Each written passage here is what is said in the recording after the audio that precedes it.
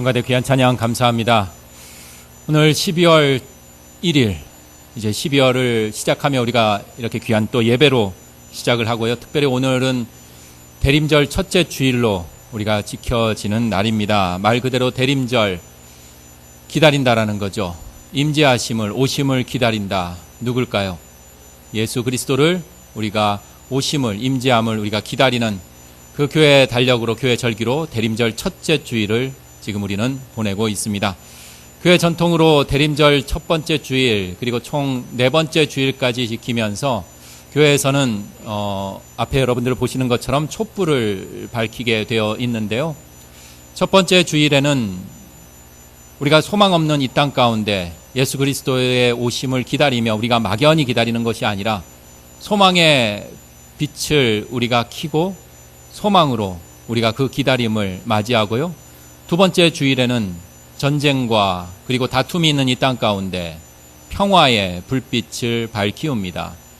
그리고 세 번째 주일에는 슬픔과 곡소리가 난무하는 이 땅 가운데 우리가 기다리며 또 기쁨의 그 촛불을 밝히며 예수 그리스도를 기다리고, 이제 마지막 주일 바로 사랑이 되신 그 사랑의 불빛을 밝히며 우리 예수 그리스도를 맞이하게 될 것입니다.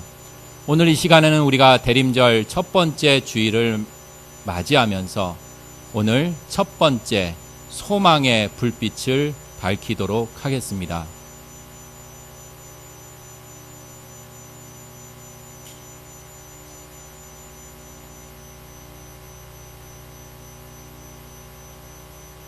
앞에 켜져 있는 소망의 불빛, 우리 함께 바라보면서 이번 한 주 하나님이 주시는 소망 가운데 거하는 우리의 복된 삶이 되기를 소망해 봅니다. 여러분들 삶 속에서 혹 나를 기쁘게 하는 것들이 무엇이 있을까요?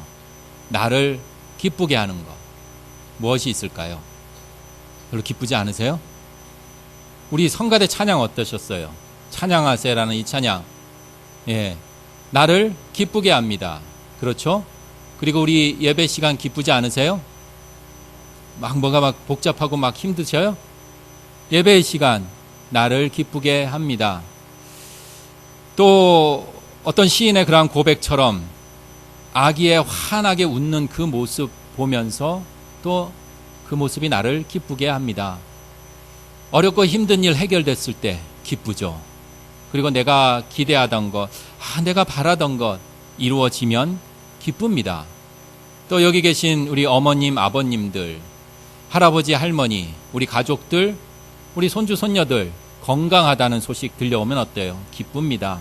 잘 있다라는 소식, 좋은 소식 들려오면 덩달아 나도 기쁩니다. 자, 그렇다면 이와는 반대로 나를 슬프게 하는 것은 과연 무엇이 있을까요? 나를 슬프게 하는 것. 그래요. 떠났을 때 슬픕니다. 또 슬프게 하는 것 무엇이 있을까요? 여러분들 하루하루 나이 먹는 거 어떠셔요? 슬프세요? 청춘으로 돌아가고 싶어요? 밖에 떨어지는 낙엽에 떨어지는 그 소리 들으며 어떻습니까? 슬퍼지십니까? 그렇다면 요새 세상 돌아가는 이야기 어때요? 참 어쩌면 기분 좋게 하는 그러한 소식들보다 나를 슬프게 하는 그러한 소식들이 더 많이 들려오곤 합니다. 그렇게 괴로움과 어려움이 닥칠 때 더욱 나를 슬프게 합니다. 오늘 우리가 만나게 될 인물, 우리 성경 읽기표의 그 흐름에 따라 오늘은 고린도 후서에 바로 그 저자인 바울을 만나게 되겠는데요. 바울에게도 바울 자신을 슬프게 하는 것들이 있었습니다. 그것이 바로 오늘 본문인 고린도 후서라는 이 고린도 교회에 보내는 두 번째 편지를 쓰게 된 그러한 동기가 되겠습니다.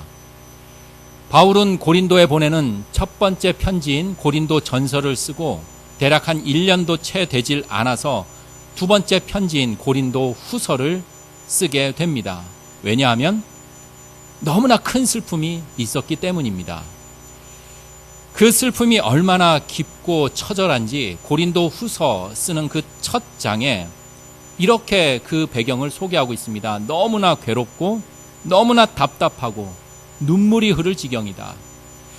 너무 힘에 겹고 그리고 심한 고통이 닥쳐와서 살 소망까지 끊어졌다. 우리 앞에는 이렇게 대림절 첫 번째 소망의 불빛이 타오르고 있는데 바울에게는 살 소망까지 끊어졌다라고 이렇게 토로하며 자신의 깊은 슬픔을 전하고 있습니다. 자, 그렇다면 과연 무엇이 이토록 바울을 슬프게 했을까요? 지나가는 세월요? 떨어지는 낙엽요? 누군가 나를 떠나서요? 과연 무엇이 바울을 이토록 슬프게 했을까? 우리도 삶을 살아가다 보면 나를 슬프게 하는 것들이 참 많습니다. 앞선 질문에서 여러분들이 대답은 하지 못했겠지만 분명히 나를 슬프게 하는 것들이 있습니다. 참 다양합니다. 그 속에서 우리를 더욱 힘들고 어렵게 만드는 슬픔 중 하나가 있다면 바로 이것이 아닐까 싶어요. 바로 관계에서 오는 슬픈 말입니다. 늘 만나는 사람, 내가 소중히 여기는 사람, 내가 아는 누군가, 그리고 함께 일을 해 나가야 하는 그 누군가의 관계에서 오는 그 갈등이 나를 슬프게 한다라는 것입니다. 직장인들 대상으로 설문조사를 했어요. 직장 생활을 하면서 당신을 가장 힘들게 하고 슬프게 하는 것이 무엇입니까? 라고 질문을 던졌습니다. 뭐라고 답을 했을까요? 당연히 직장에서 일어나는 그 일이 아니라 직장 상사, 동료, 아니면 후배, 아니면 만나는 사람들, 거래처의 사람들과의 그 관계, 사람과의 그 인간관계에서 오는 스트레스가 가장 직장 생활을 힘들게 한다는 것입니다. 무려 50%가 넘을 정도입니다. 인간관계에서 오는 어려움이 가장 크다는 거죠. 우리네 삶에서도 어떨까요? 일로 인한 스트레스보다 인간관계에 의한 스트레스가 더 나를 힘들게 하고 슬프게 하기도 합니다. 지난 수요일에 김장을 했어요. 교회에서요. 함께한 손길에 이 자리를 빌어서 다시금 감사 인사드리고요. 우리 김장을 한다라는 건 어떨까요? 쉬운 일일까요? 어려운 일일까요? 어려워요. 이 김장이라는 것 자체가요. 저도 그냥 왔다 갔다만 하면서 그냥 곁눈질로만 살펴봤는데요. 정말 힘들겠더라고요. 그래서 이 김장이라는 것은 단순히 일보다는 뭐예요? 노동이라는 표현이 더 맞을 것 같아요. 그만큼 힘든 고역임에는 틀림이 없습니다. 그렇지만 김장을 하는 그 힘든 일 자체보다 더욱 힘들고 슬프게 하는 게 있어요. 뭘까요? 오늘 우리 그 새김치 먹나요? 예, 오늘 새김치 먹는다고 해요. 김장을 하는 것 자체는 너무나 힘들어요. 그런데 그 힘든 것보다 더 힘들고 슬프게 하는 것, 바로 오늘 김치 먹을 때요, 누군가 올해 김치 별로네? 왜 이렇게 짜? 왜 이렇게 싱거워? 왜 이렇게 맵냐? 자, 그 김장에는 많은 양념들이 들어가 있어요. 그런데 거기에 나의 양념도 하나 더 보태요. 이런 투덜거림, 불평, 원망에 가진 말에 양념을 쏟아부을 때 어떨까요? 힘들게 김장 만드신 분들 스트레스 받습니다. 그 김장 한 것보다 더 심한 스트레스를 받습니다. 그렇게 삶에서 우리는 사람이 나를 즐겁게 하기도 해요. 그렇지만 참 역설적으로 반대로 사람이 나를 힘들게 하기도 한다는 것입니다. 자, 바울이라는 사람, 지금껏 육로와 해로를 통해서 그 먼 선교의 길을 떠났습니다. 그곳에서 추위도 있었고요, 배고픔도 있었고, 배를 타고 가면서 폭풍에 의한 죽음의 그 공포와 위협 속에 그는 그 길을 갔습니다. 그 고비고비마다 역경마다 그는 견디며 예수 그리스도를 만방에 전했습니다. 하지만 여기 고린도 교회에서 들려오는 소식에 그의 믿음이, 그의 신앙이 흔들리기 시작을 했습니다. 바로 사람으로 인한 그 슬픈 소식이 들려왔기 때문입니다. 고린도 교회에서 바울과 같은 똑같은 민족인 유대인 기독교인들이 들어왔습니다. 저 이스라엘에서 유대인 기독교인들이 고린도 교회까지 들어왔어요. 그러면서 함께 신앙생활을 해 나가면 되는데, 이 고린도 교회에서 유대인 기독교인들이 이렇게 이야기를 합니다. 너희들을 바울에게 복음 전해 들었지? 그런데 그 바울 우리보단 한숨 밑이야. 자신들이 바울보다 낫다라고 주장을 합니다. 왜냐하면 자신들은 예수님을 직접 만나본 경험이 있다라고 선전합니다. 그리고 그들은 황홀하고 신비한 놀라운 체험을 많이 했다라고 그렇게 자신들의 업적을 과시합니다. 그렇게 자신들의 배경, 업적, 그렇게 자랑을 합니다. 그런데 그러한 자랑으로 끝나는 것이 아니라 그렇게 해서 그냥 자랑으로 일단락되면 참 좋겠는데 이 사람들이 바울을 비방하기 시작합니다. 바울을 헐뜯기 시작합니다. 바울 사도가 아니야. 그래도 거기까지는 좀 참을만 해요. 근데 이런 이야기를 합니다. 여러분들 앞에요. 여러분들은 뭐 집사가 아니야, 권사가 아니야, 장로가 아니야, 목사가 아니야, 뭐 이런 얘기하면 화는 나겠지만 뭐 이렇게 해가지만 여러분들 면전에 대고 왜 이렇게 못생겼어요? 이렇게 하면 여러분들 기분이 어떨까요? 잘 알고는 있어요. 저도 그렇게 잘생겼지 않다라는 건 알고 있지만 누군가 와서 왜 이렇게 못생겼어요 하면은 당황스러울 것 같아요. 그리고 그 이야기가 계속 되씹어질 것 같습니다. 그렇게 공격해대기 시작합니다. 심지어 바울을 향해서 바울은 왜 저렇게 권위도 없어? 왜 저렇게 카리스마도 없어? 왜 저렇게 말은 못해? 그리고 신령한 은사도 없다라고 그렇게 바울을 매도하고 비난을 퍼붓기 시작합니다. 누군가 제게 와서요. 당신은 목사도 아닙니다. 당신은 목사도 아니야. 얼굴은 왜 그렇게 못생겼어? 저희 부모님 욕하시는 거 아니에요. 그죠? 그리고 또 왜 그렇게 말은 어눌해? 다른 목사들은 말 청산유수로 정말 논리정연하게 정말 은혜롭게 설교하는데 왜 그렇게 말을 못해요?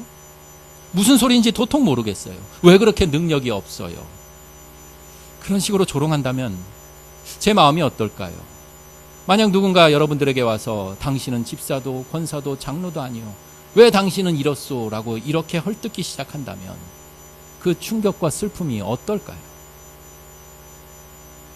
이런 일이 지금 현실 속에서 삶에서 벌어지고 있습니다. 오늘 고린도 후서의 이 말씀은 바울이 누구의 이야기를 전해 들은 것이나 아니면 자신의 상상력으로 잘 짜여진 시나리오나 그러한 소설을 쓰는 것이 아니라 자신이 처한 그 상황, 아주 처참하고 절절한 그 상황이 담겨 있는 것이 오늘 본문의 말씀입니다. 삶에서 꽉 막힌 것 같고 답답하고 억울하고 낙심하는 그때에 사방을 둘러보아도 해결할 방법, 기미는 보이지 않고 그래서 마치 어둠 속에 꽉 막혀 있는 그러한 때에 이렇게도 해보고 저렇게도 해보았지만 방법은 찾아보기 힘들고 더더욱 몸과 마음은 천근만근 무거워져만 가는 그때에 그래도 간신히 겨우겨우 견디며 여기까지 왔는데 더 큰 시련이 내 삶을 짓누르는 그때에 오늘 말씀은 바로 그 때를 이야기하고 있습니다. 바로 그러한 때를 오늘 본문의 말씀은 한마디로 이렇게 표현을 하고 있습니다. 7절에 등장하는 질그릇. 오늘 말씀을 준비하면서요, 좀 엉뚱하게 인터넷에 이 질그릇을 한번 좀 쳐봤어요. 그랬더니만은요, 쿠팡 11번가 지마켓 이게 먼저 뜨더라고요. 그러면서 질그릇이 이렇게 쭉 나오더라고요. 궁금해서 클릭을 해봤습니다. 그럴 때만 여러 상품들이 나와요. 특히 제일 위에 뜨는 것이요, 일본산들이 많더라고요. 일본이 도자기를 이렇게 잘 수출하는 그러한 국가라서 일본산들이 쭉 나오는데요. 그 중에 일본 규슈 지방에 있는 아주 작은 마을인 아리타산 도자기 그 질그릇 세트가요, 놀라지 마십시오, 472만 6,080원에 판매가 되더라고요. 너무 놀라지 마세요. 최대 17% 적립이 된다고 합니다. 저도 솔직히 놀랐어요. 도자기 질그릇이 400만 원이 넘어요. 500만 원에 입박합니다. 그리고 대부분 괜찮다, 이쁘다라고 생각하는 그 질그릇 세트가요, 다 100만 원을 호가했습니다. 물론 비싼 가격이었지만 우리는 알고 있잖아요. 왜 그렇게 비싼지요. 그 만드는 과정, 정성이 있기 때문입니다. 일반적으로 우리 도자기 전문가는 아니지만 도자기 같은 그 질그릇 만들 때 흙 고르는 그 작업에서부터 아주 신중, 정성이 들어가기 마련입니다. 불순물도 적고요. 고령토 같은 아주 구하기 힘든 그런 아주 고운 입자를 갖고 있는 그러한 흙에다가 유약을 아주 정성스럽게 바릅니다. 그리고 1000도가 넘는 그 가마에 초벌, 재벌 이러한 과정을 겪으면서 구워내어야만 합니다. 그러니 힘들고 까다로운 과정이지요. 그렇기 때문에 가치가 있고 그래서 값이 그렇게 책정이 된다라는 것 당연한 일입니다. 자, 그렇다면 오늘 본문 7절에 등장하는 바울 시대의 그 질그릇은 어떨까요? 그 아리타산 도자기 질그릇처럼 그렇게 비싸고 우아한 자태를 뽐내고 있을까요? 당시 질그릇에 대한 이해는 우리가 쉽게 생각하는 비싼 도자기, 백자, 청자와 같은 아주 우아한 그러한 색깔과 자태를 뽐내는 것이 아닙니다. 도자기의 그릇을 만들 때 유약을 바릅니다. 이 유약을 바르면서 매끄럽게 광택을 내곤 합니다. 그리고 유약을 바르면서 액체가 내용물이 스며들지 않게 하기 위해서 유약을 아주 꼼꼼하게 바릅니다. 더불어 유약을 바르면서 외부 충격에 깨지지 않기 위해 강도를 높이기 위해서 그렇게 유약을 바릅니다.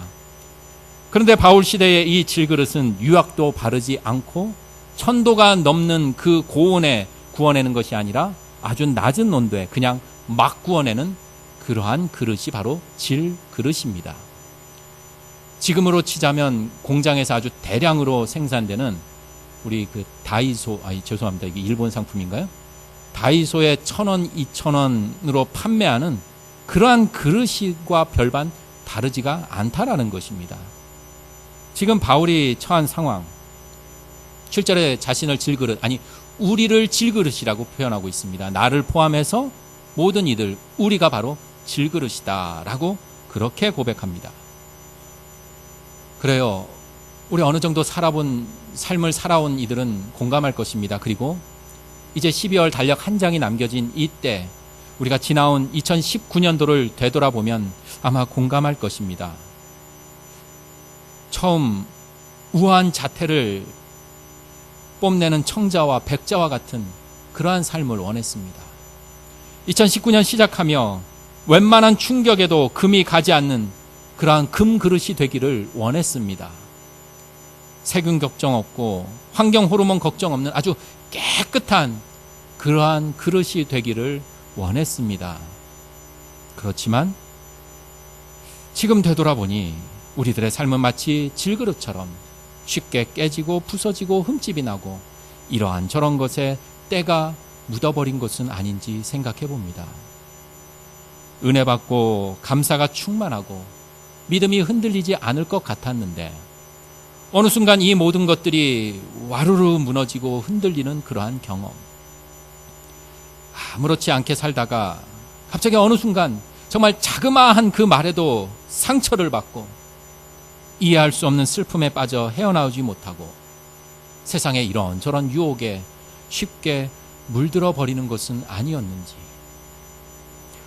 오늘 대림절 첫 번째 주일을 맞이하며 정말 차분히 자리를 지키면서 하나님의 때를 기다려야만 하는데 조급해했고 침착하게 어려움 속에서도 시련 속에서도 하나님의 뜻을 구했어야 하는데 불안해하고 절망해했으며 세상의 요란한 소리에 굴하지 않고 듬직하게 묵직하게 하나님의 그 귀한 소리에 귀를 기울여야 하는데 그렇지 못하고 여기저기 기웃거리며 경고하지 못한 그 모습이 마치 질그릇의 모습처럼 다가옵니다. 이제 1년을 되돌아보고 내 삶을 이렇게 성찰해 보니 어쩌면 우리는 금이 간 그릇인지도 모른다라는 생각에 마음 한켠이 무거워지는 것이 사실입니다. 여기까지 오며 곳곳에 흠집이 나고 이런저런 찌든 때에 묵은 낡은 그런 그릇이 되어버린 것은 아닌지, 우리 씻어도 잘 씻겨지지 않아서 빨간 그 김치 국물 배어있고 씻고 말리고 씻고 말려도 그 김치 냄새가 묻어 잘 빠지지 않는 우리네 집에 쉽게 볼 수 있는 그 흔한 플라스틱 통이 되어버린 것은 아닌지 고백해 봅니다. 그런데 말씀은 우리에게 이것이 전부가 아니다라고 이렇게 선포합니다. 7절 말씀입니다. 우리 7절 말씀 함께 봉독하면서 하나님의 그 선포의 말씀에 우리 귀 기울여 보기 바랍니다. 7절, 우리가 이 보배를 질그릇에 가졌으니 이는 심히 큰 능력은 하나님께 있고 우리에게 있지 아니함을 알게 하려 함이라. 아멘. 질그릇이 전부가 아니라는 것입니다. 질그릇에 담긴 보배를 선포하고 있습니다. 다시 말씀드리자면 보물을 담고 있는 질그릇을 말합니다. 질그릇 안에, 질그릇 같은 우리 속에 하나님의 보배가 담겨 있다라는 그 선포의 말씀을 우리에게 들려주고 있습니다. 자, 그렇다면 그 질그릇 속에 담긴 그 보배의 정체는 과연 무엇일까요? 7절에 우리가 이 보배를 이라고 말씀하고 계십니다. 이 보배를, 바로 이것이라는 것은 무엇일까요? 바로 우리 앞절에 이전에 소개하고 있는 그곳으로 우리의 눈길을 옮기면 이 보배의 정체가 드러날 것입니다. 바로 6절 말씀입니다. 우리 6절 말씀 함께 봉독하면서 이 보배의 정체가 무엇인지 우리 함께 살펴보도록 하겠습니다. 어두운데 빛이 빛이라 말씀하셨던 그 하나님께서 예수 그리스도의 얼굴에 있는 하나님의 영광을 아는 빛을 우리 마음에 비추셨느니라. 아멘. 창세기에 하나님께서 땅이 혼돈하고 공허하고 흑암이 아주 깊은 가운데 있을 때 하나님이 말씀하셨죠. 빛이 있으라 라고 말씀하시고 빛을 창조하셨습니다. 그리고 그 빛은 세상을 비추이게 되었습니다. 그리고 예수 그리스도를 통하여 하나님이 우리에게 주신 그 빛은 우리의 마음속을 비추는 빛이요 우리의 삶을 비추는 빛이라는 것입니다. 그러니 우리가 비록 질그릇 같은 존재이지만 그 보배, 이 빛을 우리가 담고 살아가게 된다라는 것입니다. 예수 그리스도의 그 짧은 공생의 기간 동안 예수님은 많은 아픈 사람들을 고쳐주셨습니다. 병자들을 치유해 주셨습니다. 그렇지만 그 육체적인 질병 치료로만 그친 것이 아니었습니다. 예수님께서는 이렇게 말씀하십니다. 내 믿음이, 따라 내 믿음이 너를 구원했다. 이제 병에서 놓여서 평안하게 가거라. 너의 죄가 사함을 받았다. 이렇게 그 사람의 삶 전체를 환히 비춰주셨다라는 것입니다. 바로 이 빛을 간직하고 품고 살아가는 자들이 바로 우리라는 것입니다. 우리 신앙인이라는 것입니다.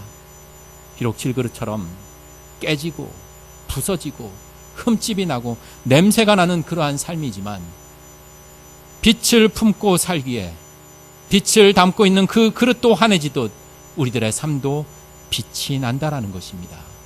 이를 8절과 9절에 이렇게 자세히 우리에게 소개하고 있습니다. 우리 8절과 9절 말씀 함께 봉독해 보도록 하겠습니다. 우리가 사방으로 우겨쌈을 당하여도 쌓이지 아니하며 답답한 일을 당하여도 낙심하지 아니하며 9절 말씀입니다. 박해를 받아도 버림받지 아니하며 거꾸로 됨을 당하여도 망하지 아니하고. 분명 오염이 되고 쉽게 깨지는 그러한 질그릇같이 우리들의 사방에는 우겨쌈을 당하기도 합니다. 답답한 일을 당하기도 합니다. 박해를 받기도 거꾸로 트림을 당하기도 한다라고 성경은 전하고 있습니다. 그렇게 우리네 삶은 답답함과 그러한 피폐함, 어려움을 겪고 배신과 모욕을 당하는 그러한 참담한 속에서도 예수 그리스도의 그 밝은 빛을 담고 있을 때 바로 뒤이어 우리 8절과 9절 말씀 고백했듯이 사방으로 우겨쌈을 당하지만 쌓이지 않고 답답한 일을 당하지만 낙심하지 않고 우리가 누군가에게 배신을 당하지만 버림받지 않고 거꾸로 트림을 당하지만 결코 망하지 않는 전혀 새로운 변화된 삶을 살게 된다라는 것입니다. 우리 지난주에 나눈 말씀의 제목은 잠을 깰 때라는 그러한 제목으로 은혜의 시간을 함께 나누었습니다. 창밖으로 해가 비추이는 아침이 되면 우리는 그 빛을 보고 아침이 되었음을 압니다. 그래서 잠에서 깨어납니다. 하지만 빛이 들어오지 않은 아주 두꺼운 암막 첫 커튼을 치고 있으면 시간은 아침인데 우리의 뇌는 아침이 되었는데도 밤인 줄 착각하게 됩니다. 결국 잠에서 깨지 못한 채 어둠에 갇히게 된다는 것입니다. 하지만 어둠이 아닌 바로 예수 그리스도의 빛을 우리 삶 속에 담고 살아갈 때 비난의 그 어둠 속에서, 절망의 그 깊은 심연 속에서, 슬픔의 눈물 속에서 잠에서 바로 깨어날 수 있게 된다라는 것입니다. 가슴에 이미 빛으로 밝아진 사람은 세상이 아무리 어둡다 하여도 낙심하지 않습니다. 돈 좀 못 벌었다고 주눅들지 않습니다. 당장 원하는 바를 이루지 못했다고 한숨 쉬며 의기소침해 있질 않습니다. 누군가 나를 반대하고 핍박하고 저주한다고 배신감에 스스로 거칠어지질 않습니다. 왜냐하면 빛을 품고 살기 때문입니다. 빛을 품고 사는 한 그 어둠은 더 이상 어둠이 아니기 때문입니다. 빛을 품고 어둠 속을 걸어가지만 내 품속에 빛이 있기 때문에 길을 잃지 않기 때문입니다. 쇠붙이는 결코 하늘을 날 수 없습니다. 왜냐하면 무겁기 때문입니다.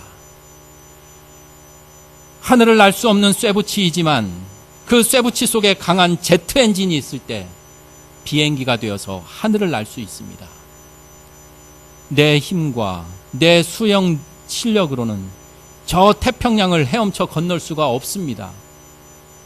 그렇지만 내가 태평양을 항해하는 그 배 티켓을 내 품에 품고 있으면 우리는 그 길고 그 험한 태평양을 건널 수 있습니다. 한 해의 끝자락에 우리 사회를 보니 깨진 그릇과도 같습니다. 덩달아 우리들의 주변뿐만 아니라 그런 사회에 살아가는 나의 모습도 때로는 깨진 그릇 신세인 듯 합니다. 오늘 말씀의 배경이 되는 그 바울도 어쩌면 죽고 싶을 정도로 힘들고 슬펐는지도 모릅니다. 하지만 비록 깨진 그릇일지라도 그 깨진 그릇에 생명의 씨앗을 심으면 꽃이 핀 아름다운 화분이 될 수 있습니다. 비록 그릇이 깨질지라도 그 속에 빛을 담고 있으면 더욱 빛이 찬란하게 비추인다라는 그 참된 소망을 품습니다. 대림절 첫째 주일 우리 소망의 저 불빛을 바라보며 우리 한 주간 그 참된 소망 가운데 살아가는 우리들의 복된 삶이 되기를 두 손 모아 기도드립니다. 함께 기도드리시겠습니다. 주님, 우리는 깨지고 부서지고 상처나기 쉬운, 그리고 오염되기 쉬운 그러한 질그릇과 같습니다. 그런데 그 안에 생명의 빛을 담아 주셨습니다. 그 귀한 은총 우리가 기억하며 우리네 삶의 소망의 빛을 밝힐 수 있도록 인도하여 주시옵소서. 그래서 목구멍이 포도청이라고 늘 주눅들어 살던 그 모습에서 나의 이익을 초월해 누군가를 위해 기꺼이 희생하는 삶으로 늘 이해받고 용서받기만을 바라며 응석 부리던 그런 철부지 어린아이와 같은 모습에서 남을 용서하고 이해하고 포용하는 삶으로 남의 허물을 들추어내는 모습에서 남의 허물을 감싸주는 삶으로 수단 방법 가리지 않고 더 많이 더 높아지려는 이 살벌한 세상에서 더 낮아지는 길을 가고 더 의미 있고 더 가치 있는 세상을 꿈꾸는 삶으로 변화되기를 기도드립니다. 우리 비록 약하고 우리 비록 초라하고 우리 점점점 늙어가고 병들어 가지만 내 의지, 내 믿음 결코 자랑할 수 있는 것 하나도 없지만 우리 주님의 생명이 나를 부단히 넘어서게 하시어 새로운 삶으로 우리를 부르시는 그 귀한 소망을 품으며 우리 한 주간을 살아갈 수 있도록 인도하여 주시옵소서. 우리 앞에 펼쳐진 이 소망의 빛으로 우리 주변을 더욱 밝혀 더 높은 곳으로, 더 깊은 곳으로 나를 넘어 달려가던 한 주의 삶이 펼쳐지기를 두 손 모아 간절한 마음으로 기도드리며 우리들의 참된 소망 되신 예수 그리스도 이름으로 기도드립니다. 아멘.